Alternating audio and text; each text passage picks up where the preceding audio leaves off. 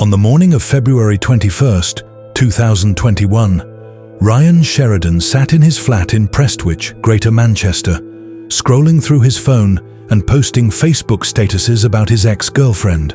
In the bedroom, Kimberly McAssey lay lifeless, her body growing colder by the hour. He knew she was dead. He had known for more than a day.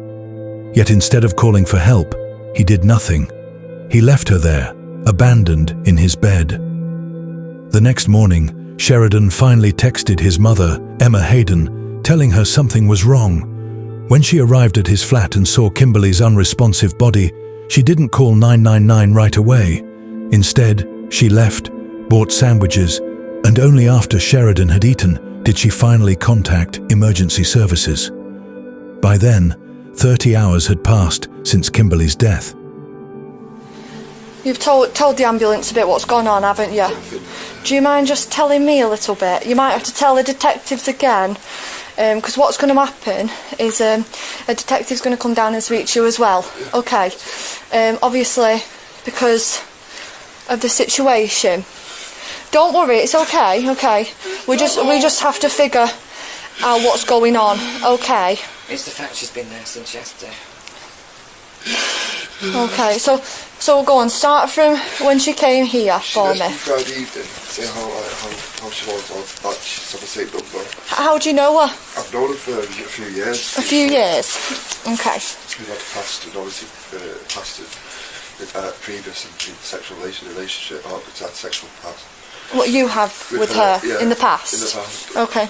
And she'd come down and have a chill and have a drink and see each other, and just been talking about how well we're both looking, and I told her about an incident where I got arrested last week. Okay. I told my girlfriend.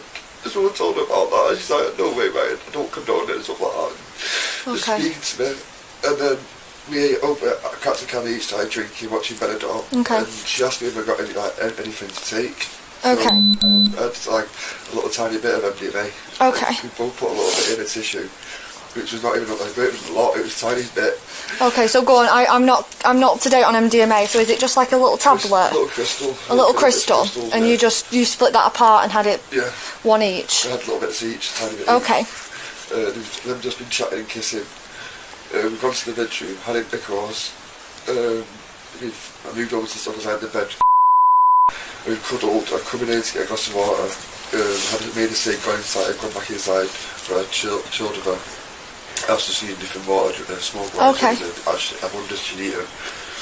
Then I came back in here, I made another glass of water, had another steak, and the stuff had obviously started kicking in, so I was on my phone, and I was about to write a status to make, let's write the status saying how much I miss my ex-girlfriend. Okay, did an incident happen with your ex-girlfriend?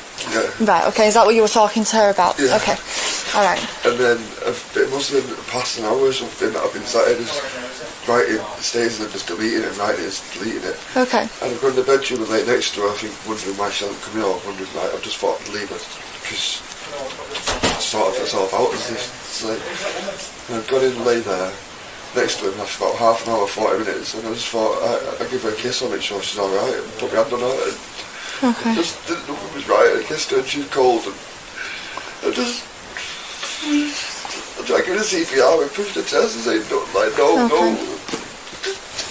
Okay, take your time, it's okay. And I've just been real short and coming here and just been sweating and trying to sleep and just trying to get my head around what the was happening, like, how? Okay. Her body had decomposed so much that the cause of death could no longer be determined. Kimberly McAssey was 29, a mother, a sister, and a friend who lit up every room she walked into. She had an infectious laugh, an easygoing nature, and a deep love for her daughter, who was the center of her world. She enjoyed nights out, but always made sure she had a clear head for Sundays, which she dedicated to spending quality time with her little girl. But in the months before her death, Kimberly had been struggling. Financial stress and problems in her flat had left her desperate for a change, for a way out of the rut she found herself in. On the night of February 19th, 2021, she was home alone when she got a text from a number she didn't recognize. It was Sheridan. They hadn't spoken in months, but his message was friendly.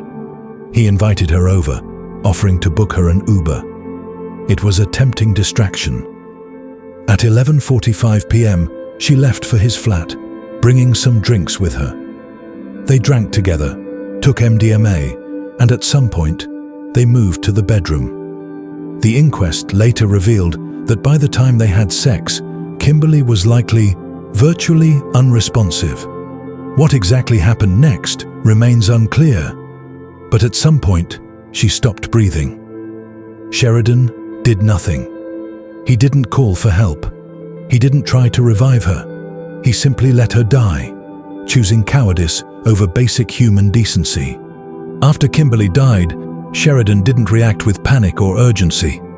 Instead, he sat in the living room for hours, posting on Facebook about missing his ex-girlfriend. He didn't check on Kimberly, didn't call for help. He simply let her lie there.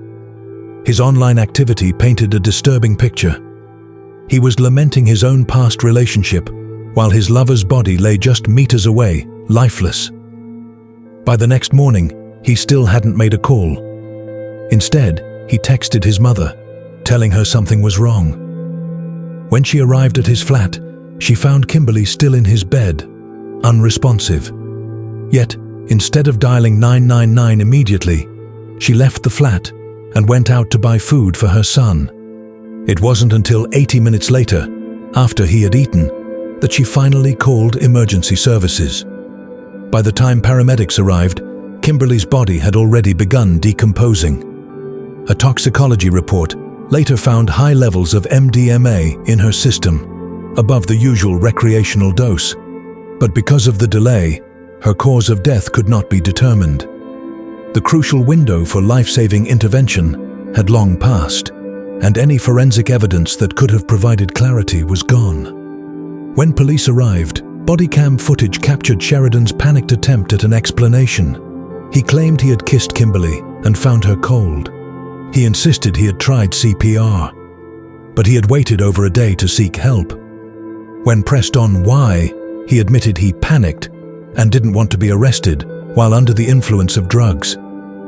His mother, Emma, gave little in the way of justification for why she too had delayed calling for help. Sheridan, who was already on bail for assaulting a former partner, refused to attend the inquest into Kimberly's death. The coroner, Joanne Kearsley, called him a self-serving coward with a blatant disregard for Kimberly. She found inconsistencies in his statements and concluded that it was unsafe to rule Kimberly's death as drug-related because of Sheridan's actions. His behavior had destroyed crucial evidence, and his refusal to cooperate only deepened suspicions about what had really happened that night. Sheridan was later convicted on unrelated Class A drug supply charges and is now serving time in prison. But for Kimberly's family, there is no justice. Her mother, Ryan McAssey, described Kimberly as cheeky, funny, one in a million, someone who never let the world change her smile. Determined that no other family should suffer as they have, Kimberly's loved ones have launched a campaign for Kimberly's Law. Their goal is to make it a crime to deliberately delay calling emergency services in a life or death situation. Loving mother, loving daughter, great friend. Bit of a prankster.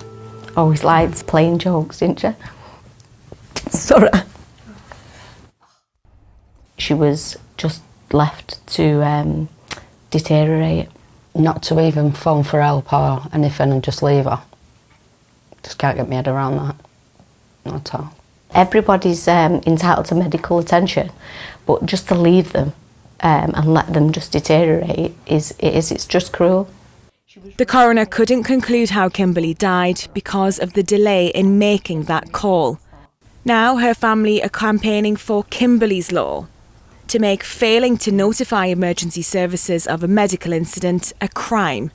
It should be a criminal offence. I can't understand why it's not. We don't want anybody else to go through what we've been through.